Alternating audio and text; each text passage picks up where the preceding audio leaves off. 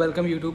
This is your host Shivansh, and this video is going to be about my experience with discus keeping and what major issues did I face with keeping these fishes, or was it very easy, was it very smooth, और मतलब कितना easy रहा basically, और एक ऐसा experience रहा मेरा throughout keeping these fishes and breeding them and raising the baby fries as well.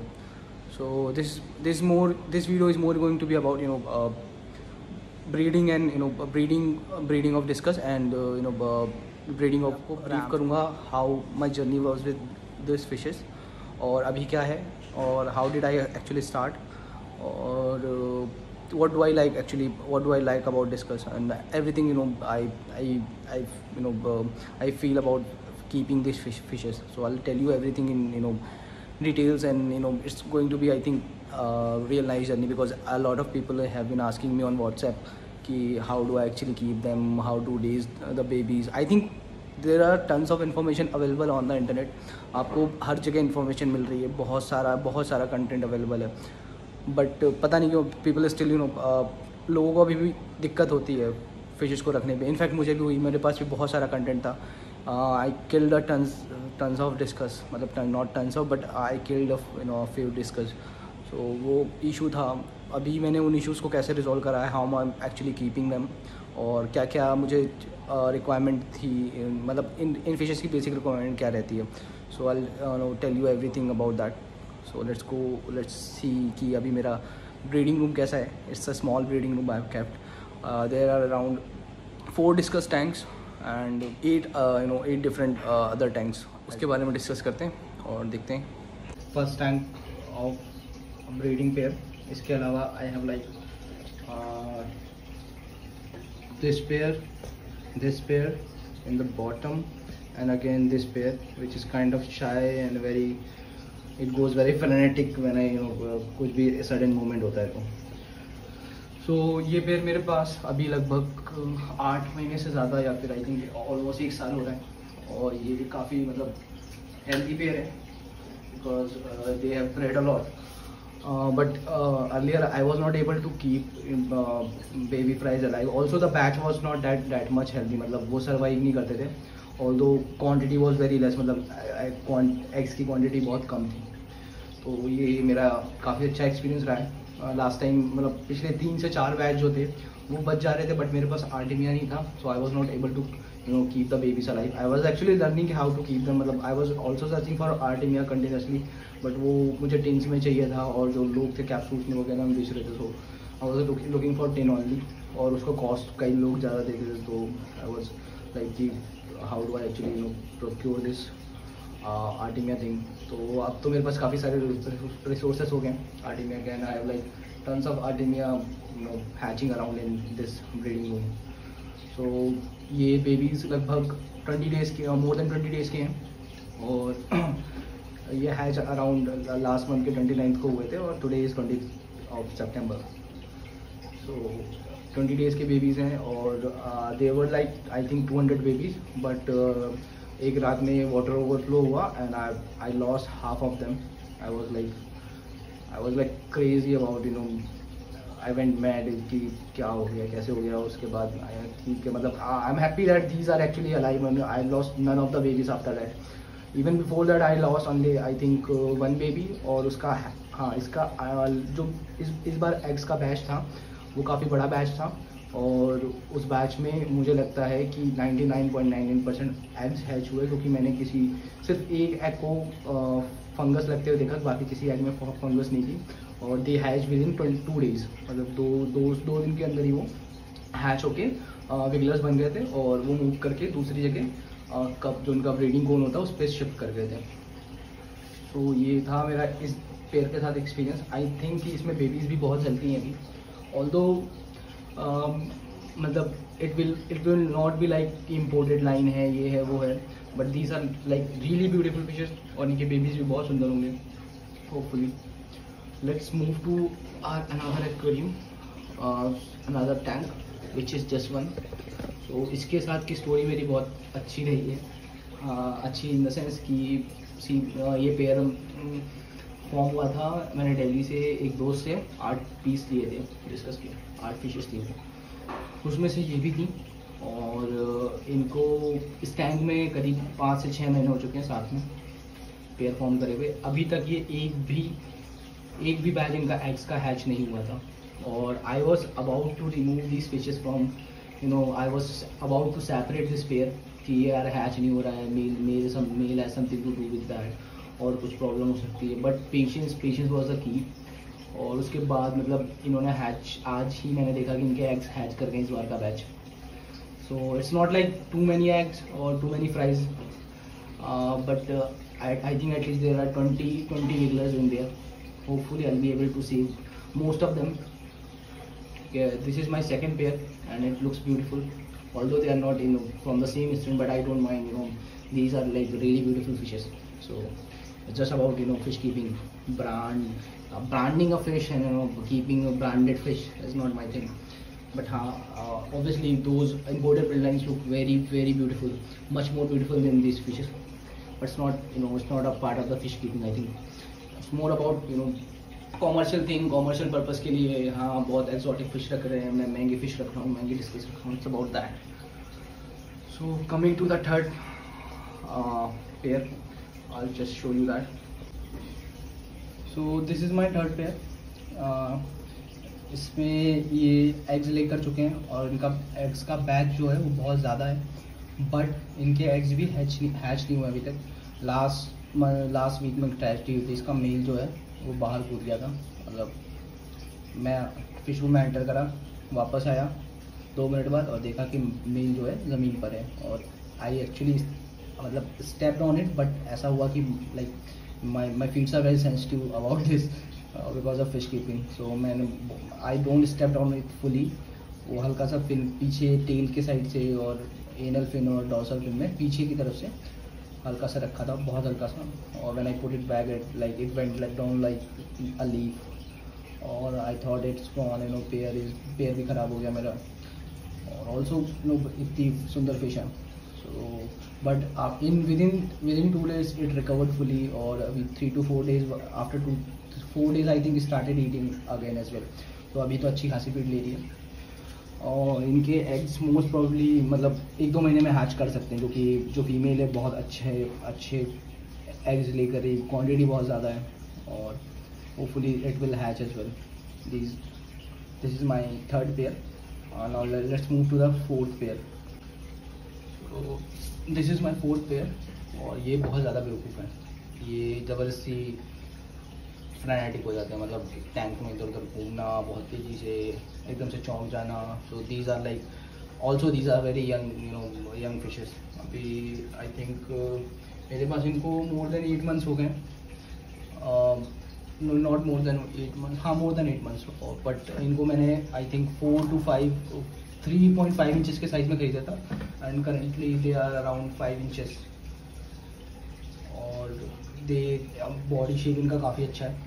Body shape high body, मतलब मेल का जो बॉडी शेप है वो हाई बॉडी है और फीमेल बहुत शाई है। वो लेफ्ट में फीमेल है, राइट में male. I can surely say that. और मुझे इसमें सारे पेयर्स में पता है कि मेल कौन सी फीमेल कौन सी है। तो it's also you can't distinguish between male and female earlier. तुम्हें कोई बॉडी शेप से पता नहीं चल सकता है। और until unless you see there what do you say कि जो एक्चुअली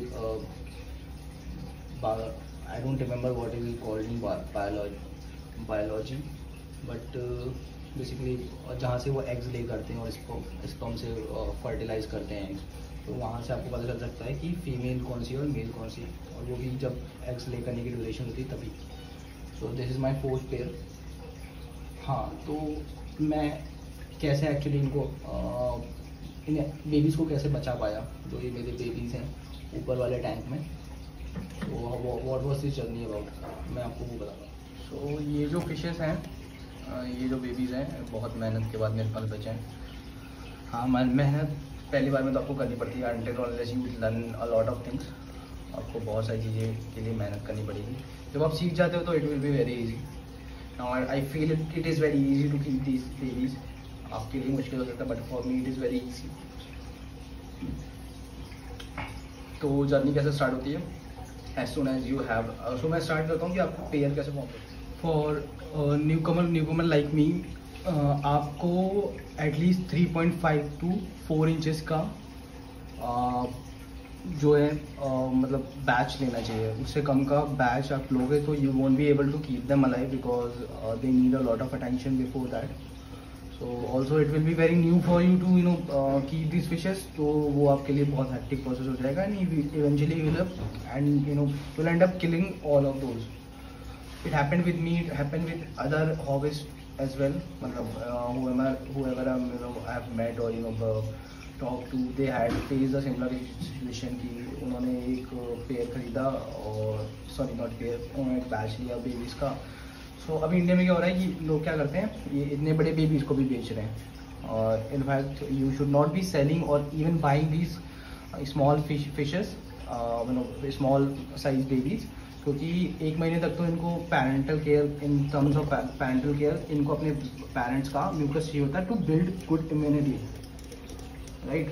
तो अगर आप उनको 1 महीने से पहले ही टैंक उनके पेरेंट्स से अलग कर देते हो, like most of people who are trying to make money out of it, तो they are doing this. They tend to, because they don't have space to keep this fishes, तो वो क्या करते हैं, इतने छोटे बेबीज होते हैं और बेचना स्टार्ट कर देते हैं.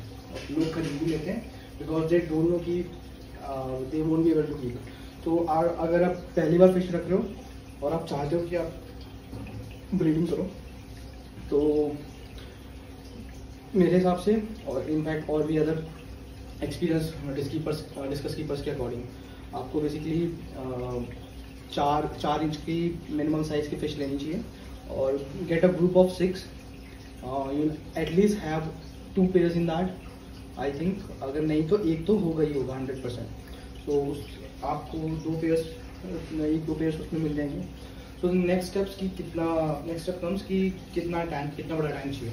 तो tank should be around 100 litres, जो मुझे लगता है, बिकॉज 60 लीटर्स पर 30 लीटर्स पर डिस्कस के हिसाब से 2 डिस्कस का हो गया फॉर 60 लीटर्स. और उसके बाद आप क्या करोगे, उसमें ही बेबीज भी ग्रो करोगे.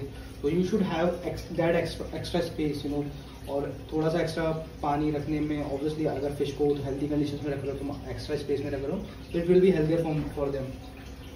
नेक्स्ट थिंग इज कि आप पानी कब चेंज करते हो. मैं इसमें वीकली पानी चेंज करता हूँ. अभी बच्चे हैं तो मैं क्या करता हूँ, मैं बस साइफन करता हूँ गंदगी, और जितना पानी कम होता है उसको टॉप ऑफ कर देता हूँ. अदर देन दैट मैं इसमें वीकली 20 to 50% पानी चेंज कर देता हूँ. और पानी कौन सा यूज़ करूँ, पानी यूज़ कर रहा हूँ मैं RO, और उसका TDS बहुत कम है. बट मुझे कोई भी इशू नहीं हुआ इन फिशेस को इसमें एक्लिमेट करने में. स्टार्टिंग में भी है, वहाँ पे भी जब मेरे पास आई थी तब भी RO में थी, उसके पहले जिसके पास थी उसमें भी RO वाटर में ही पली थी. तो मुझे तो कोई इशू नहीं हुआ. और बेबीज़ भी बहुत हेल्दी हैं. मुझे बेबीज़ में भी थोड़े बेबीज़ में डिफॉर्मिटीज़ हैं, बट एक भी बेबी अनहेल्दी नहीं है और ना ही मरा है. मतलब हैच होने के बाद 1-2 दिन में स्टार्टिंग में 2-3 बेबीज़ मरे थे, बट उसके बाद एक भी बेबी अभी तक नहीं मरा है, बिकॉज ऑफ नेचुरल और some other sort of issues. Other than मेरी वजह से वो बेबीज़ मरे थे जो स्टार्टिंग में ओवरफ्लो हो गया था. अदरवाइज और कोई भी बेबी नहीं मरा इनमें से. So these are very healthy. You can see how active these are. They are like really schooling and everything. It looks very beautiful. It looks really beautiful. Let me show you. So these are the babies. तो next step आती है कि जब आपके पास pair है और वो pair eggs ले कर रहा है और वो एग्स हैच हो गए हैं, ठीक है. तो अब क्या करना है आपको 2 दिन तक जब एग्स लेकर रहेंगे उसके 2 दिन के बाद एग्स जो हैं वो हैच हो जाएंगे और दे विल टर्न इनटू विगलर्स. ठीक है, आपको सिर्फ 2 दिन में आपको पता चल जाएगा कि वेदर दे आर हैचिंग और नॉट. सो 2 दिन बाद आप देखोगे कि वो विगलर्स बन रहे हैं. और जैसे ही वो इस फॉर्म में आते हैं कि फ्री स्विमर्स के फॉर्म में, आपको क्या करना है, आपको वाटर लेवल जो है वो सिर्फ डिस्कस की बॉडी के 1 इंच ऊपर तक रखना है. मतलब वाटर इतना कम कर देना है कि डिस्कस उसमें आराम से तैर पाए, मतलब फिश जो है, पेयर जो है उसमें आराम से तैर पाए, और उनकी बॉडी की जो टोटल लेंथ है उसके 1-2 इंच ऊपर तक वाटर लेवल रहना चाहिए. मेरे हिसाब से तो 1 इंच ही रहना चाहिए, वो ज़्यादा बेनिफिशियल रहता है. ऑल्सो मैं उस टाइम के लिए इसमें से ये ब्लैक कलर के ऑब्जेक्ट्स हैं, डार्क ऑब्जेक्ट्स हैं, for example there are 2 filters in this, sponge filters black colour के. सो मैं वो निकाल देता हूँ और उसके बाद मैं 2-3 दिन तक, जब तक मुझे लगता नहीं कि वो बेबीज, इनफैक्ट मैंने तो इनको शायद 4 से 5 दिन तक, जब तक वो अटैच नहीं हो गए थे पूरी तरीके से, there were like 200 babies attach to these fishes and they were looking really beautiful. I have those videos as well, if possible I add that as well in this video. ठीक है, तो वो जब तक अटैच नहीं हो जाते हैं तब तक आपको वाटर लेवल लो रखना है, वाटर चेंजेस नहीं करने हैं. It won't harm anything because they are not pooping or anything in between those pieces. मतलब even though they poop, इतना बड़ा वो नहीं होता है. ठीक है, हाँ, I would not recommend कि आप उस समय फिश को जो है, जो पेरेंट्स हैं उनको ज़्यादा फीड करो. एक बार फीड करोगे दिन में, that is more than sufficient. वो भी आप हाफ फीड कर सकते हो जब तक बेबीज अटैच हो रहे हैं. रीजन ये है कि हम पानी का वाटर लेवल बहुत कम कर देंगे अगर उसमें अमोनिया स्पाइक हो, because we are removing filters as well. ठीक है, तो उसमें अमोनिया स्पाइक हुआ तो एवरीथिंग विल बी गॉन, मतलब आपका पेयर भी और बेबीज भी. तो I would not recommend feeding fishes in those time heavily. थोड़ा थोड़ा, और हो सके तो आप वाटर चेंज कर सकते हो. आपको ध्यान रखना पड़ेगा साइफन के टाइम पे आप बेबीज साइफन ना कर दो, साथ में पैनिक ना करो आप पेरेंट्स को. ठीक है, और आप रिकमेंडेशन तो यही होनी चाहिए, मतलब बेसिकली आपको पता है कि अगर फिल्टर नहीं है तो आपको पानी थोड़ा थोड़ा चेंज करना चाहिए डेली बेसिस पे. तो मैं डेली बेसिस पे मैंने भी करा था पानी चेंज थोड़ा थोड़ा. मैं तो इनफैक्ट मैंने तो अलग तरीके से करा था, तभी ओवरफ्लो भी हो गया था. बट आपको रेकमेंड करूँगा मैं कि एटलीस्ट जो वाटर लेवल है उसको डबल करके, और मतलब शाम को, जैसे फॉर एग्जांपल आपने अगर 6 इंचेस का वाटर लेवल रखा है तो जब फीड करोगे आप, तो फीड करने के बाद, मतलब फीड करने के बाद आपने वाटर लेवल को 12 इंचेस करा या 8 इंचेस करा या 10 इंचेस करा. ठीक है, उसके बाद उस वाटर को वापस साइफन कर दे जो उनकी फूड है उसके साथ. तो इस तरह से आप मेंटेन कर पाओगे वो 6 इंचेस का level for 4 to 5 days of duration without filter and without changing water heavily. तो यू कैन डू दिस. उसके बाद क्या होता है, नेक्स्ट फेज होता है कि इनको फीड करने का. You can start feeding them as soon as they are attached to their parents. As soon as they are moving their body and swimming towards their parents, you can start feeding them. Start with slow feeding. मतलब आपको starting में जो आर्टिमिया है वो कम देना है, इतना ज़्यादा आर्टिमिया नहीं देना है. ठीक है, और कम आर्टिमिया आप छोड़ोगे उसको टाइम में, दे विल स्टार्ट ईटिंग. ठीक है, और slowly they will adapt to this. और जब ये बड़े हो जाएंगे for around 20 days, they will start eating platforms as well. ठीक है, they are currently eating bloodworms. When I put bloodworms for their parents, they eating. What I do, I don't do regular water changes. I just top off. I just siphon everything. I just siphon poop. I just siphon everything. और उसके बाद जो भी water level कम हो जाता है मेरा, मैं उसको top off कर देता हूँ. So it's not like very heavy water changes I am doing. It should be around 10 to 20% daily. ठीक है, and they are doing really well. Also I am doing this. मैं क्या कर रहा हूँ, मैं इसमें बीच में क्या करता हूँ, जैसे मुझे लगता है कि अगर बेबी ज़्यादा फीड कर रही हैं, उन्होंने खाना ज़्यादा खा लिया, तो मैंने 3 दिन पहले से ये स्टार्ट करा है. आज बेबी 20 दिन के, तो ये समझ लो आप क्या 15 डे से ये स्टार्ट कर सकते हो कि आप वाटर में थोड़ा सा मैग्नीशियम सल्फेट जो एप्सम सॉल्ट होता है वो ऐड करना स्टार्ट कर दो स्लोली. ठीक है, तो उससे क्या होगा कि इनका जो डाइजेशन है, मेटाबॉलिज्म है, because it works as a laxative for fishes. तो इनका जो मेटाबॉलिज्म है, इनके ब्लॉटिंग नहीं हो सकती उसकी वजह से फिर फिश में. ठीक है, तो कम चांसेस होते हैं ब्लॉटिंग के अगर आप मैग्नीशियम सल्फेट ऐड कर देते हो. तो it will be my next step for keeping discuss. और ये था बेबीज़ का, मतलब अभी तक का मेरा एक्सपीरियंस. और डिटेल्स मैं इसमें शेयर करूँगा आपको कि as this babies grow, I will share my experience कि मैंने इनको कैसे ग्रो करा और कैसे मैं इनको एक्चुअली जो पीपी बात होती है, अगर वो रिक्वायरमेंट पड़ी क्या मुझे देने की, या वो बहुत रिक्वायर्ड है, अगर रिक्वायर्ड है तो क्यों रिक्वायर्ड है, तो वो भी मैं एक्सप्लेन करूँगा. और आप मुझे जितने मेरा एक्सपीरियंस है उसके हिसाब से आप मुझसे क्वेश्चन पूछ सकते हो, because I explore a lot on different forums. I ask questions with experience discuss keepers. मैं उनसे बात करता रहता हूँ कंटिन्यूसली, काफ़ी लोगों से बात करता रहता हूँ. So I have like tons of information gathered around, not in the best fashion, but हाँ मेरे पास इन्फॉर्मेशन मैंने गैदर कर रखी है. मेरा जो एक्सपीरियंस है मैं उसके हिसाब से आपको शेयर कर सकता हूँ. Otherwise I am not sure कि और लोग आपको क्या रिकमेंडेशन देंगे, बट ये मेरा खुद का एक्सपीरियंस है. तो अब मैं इनकी नेक्स्ट स्टेप ये रहेगी कि इन स्पीशीज को रखने की, कि मैं नेक्स्ट मंथ में इनके साथ मतलब 1 आई थिंक अक्टूबर को मैं इनको यहाँ से बेबीज़ को हटा दूँगा और पेरेंट्स को फिर अकेले छोड़ दूँगा, और मैं यहाँ पे वापस से इनका ब्रीडिंग गोल रख दूँगा. तो पेरेंट्स को अकेले रखने मतलब 1 महीने तक रखने का रीज़न तो मैं आपको बता ही चुका हूँ। 1 महीने बाद I think they will grow up to a very good size, at least 2 inches. I think they are already 1 inch in size. तो 10 दिन के अंदर वो 1 इंच, आई थिंक 1 से 1.5 इंच की ग्रोथ पकड़ लेंगे। So they will be like very big then thumbnail size. तो जब तक वो थंबनेल साइज पे पहुँचेंगे तब तक थंबनेल साइज से भी बड़े हो जाएंगे, मतलब 1 महीने में थंबनेल साइज से भी बड़े हो जाएंगे। तो मैं इनको फिर रिमूव करके आई have like other holding tanks, तो मैं इनको होल्डिंग टैंक्स में रख दूँगा। और this was all about this video. मैं और इस टैंक में क्या करता हूँ, मैं इस टैंक में कुछ भी खास नहीं करता। ये बहुत सिंपल सा टैंक है। इसमें 2 फिल्टर्स लगे हुए हैं अच्छे खासा, और फिल्टर्स मैंने बंद कर रखे हैं पूरे फिश रूम के, क्योंकि बहुत आवाज़ आती है फिल्टर से ऑब्वियसली। सो वो बैकग्राउंड हाउस में ऐड हो जाता है जैसे भी फिल्टर्स का आ रहा है। I should turn that off as this. So now it's all turned off, it's very quiet now. तो ये था मेरा डिस्कस कीपिंग का एक्सपीरियंस मेरा। और हम इसमें एक्सपीरियंस बहुत ख़राब भी रहा। स्टार्टिंग में मैंने डिस्कस लाया था, फिश लाया, उसको रखा मैंने अच्छे खासे बड़े टैंक में रखा, but even though they got this एक हो गया उनको, और फिर वो तो मेरा दिमाग ख़राब कर रहा था। एक मैंने ट्रिक करने की कोशिश करी, I lost a few fishes in between them. अभी तक मेरी 2 से 3 फिश जो हैं वो जंप कर चुकी है टैंक के बाहर, एंड दे आर गॉन। अभी रिसेंटली मेरी 2-3 महीने पहले एक डिस्कस जंप करी थी, विच आई बॉट 1 ईयर अर्लियर, और उसको मैंने 3-3.5 इंच के साइज से ग्रो करके 5 इंच के साइज पे लाया था। They were looking, it was looking really beautiful, but it died. So other thing would be this कि डिस्कस कीपिंग में आपको ये ध्यान रखना चाहिए कि टैंक्स कवर लूँ।